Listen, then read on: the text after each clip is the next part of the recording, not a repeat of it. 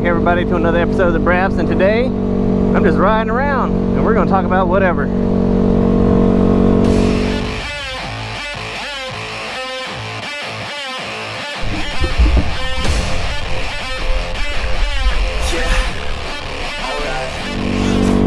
know what? I got a good topic. Let's talk about this. Let's talk about what it means to bring other people into the sport of riding. Just get other people out there riding. What do you do to help educate other people who are thinking about becoming motorcycle riders? I tell you what, you know, the channel's kind of growing. It's got some decent organic growth right now, and it's growing, man. I appreciate everybody that subscribes, you know, because if you guys didn't, I wouldn't continue to make material. You know, if you guys didn't want to watch, I wouldn't continue doing this. And I had a subscriber send me, or somebody who swung by the channel, I don't even know if he subscribes, but I had somebody who was watching the channel, and he's local in my area, ask me what he thinks. He wanted my point of view on riding in Springfield, in the city, and as somebody who has never rode before, what were my thoughts on it?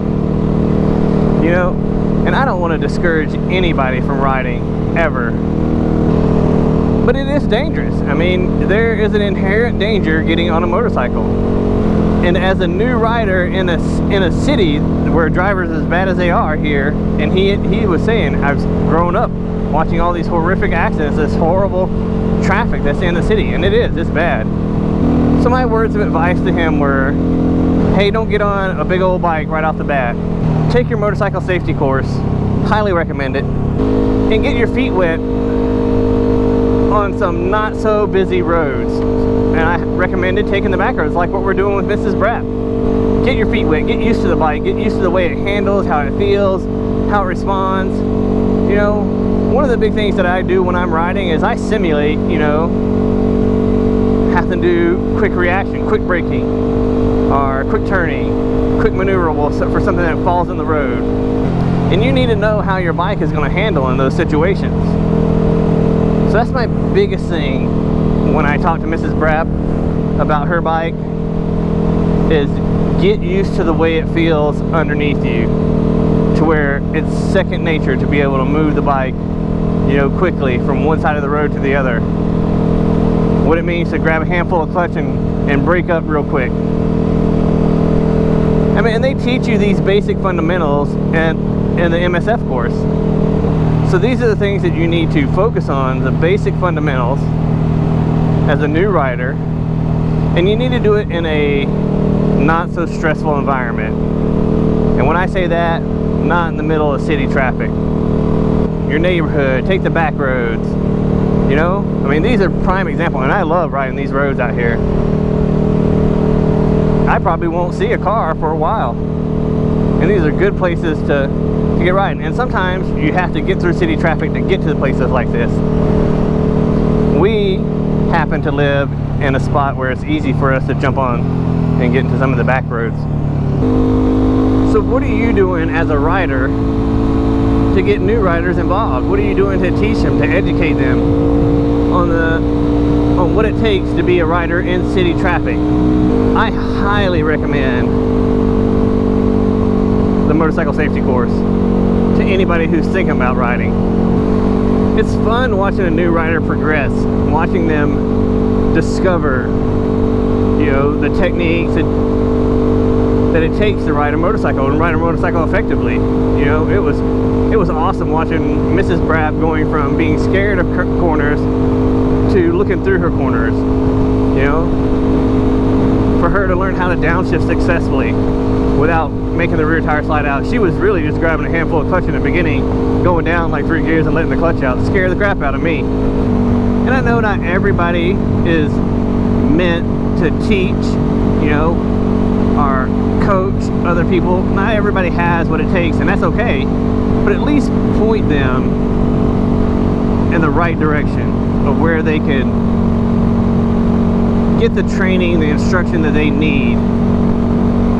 That's what it's about. That's what it's bringing more people into our community, making our community grow.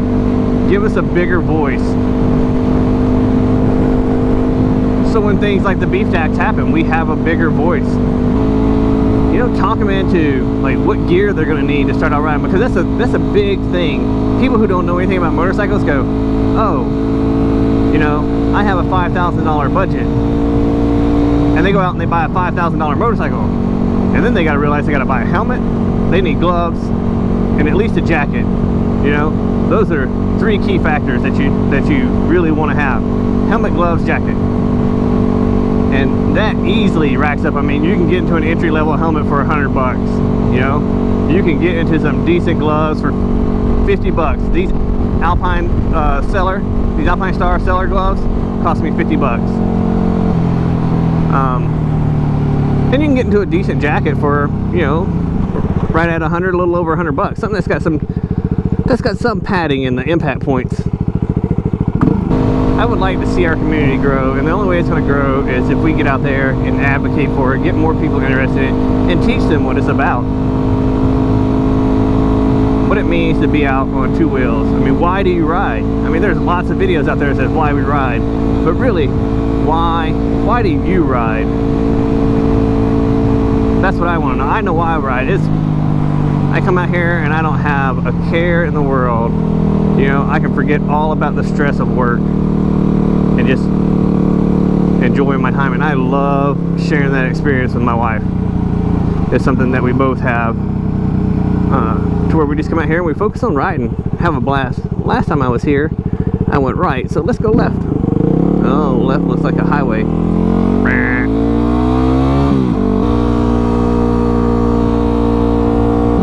That's no fun. Who wants to get on the highway? I don't.